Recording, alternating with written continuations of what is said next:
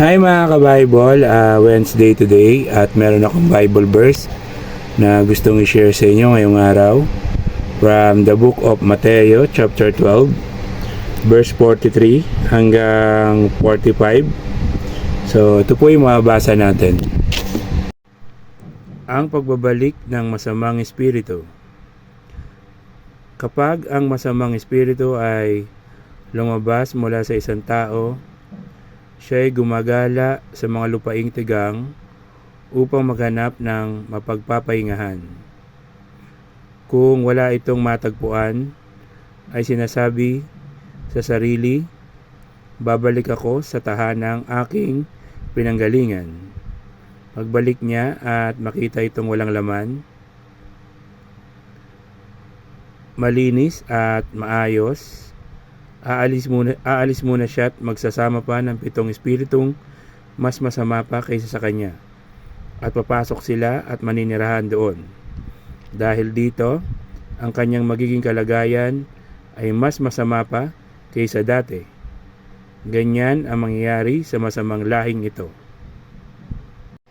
So, yun po yung mensahe sa atin ngayong araw na Mateo chapter 12, verse 43 hanggang 45.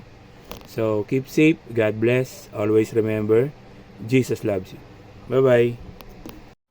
Hi mga ka-Bible, Wednesday today at meron akong Bible verse na gustong i-share sa inyo ngayong araw from the book of John or Juan chapter 10, verse 10. So, ito po yung mababasa natin.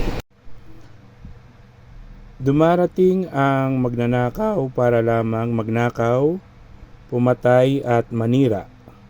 Naparito ako upang ang mga tupa ay magkaroon ng buhay, ng isang buhay na masagana at ganap. Dumarating ang magnanakaw para lamang magnakaw, pumatay at manira. Naparito ako upang ang mga tupa ay magkaroon ng buhay, ng isang buhay na masagana at ganap.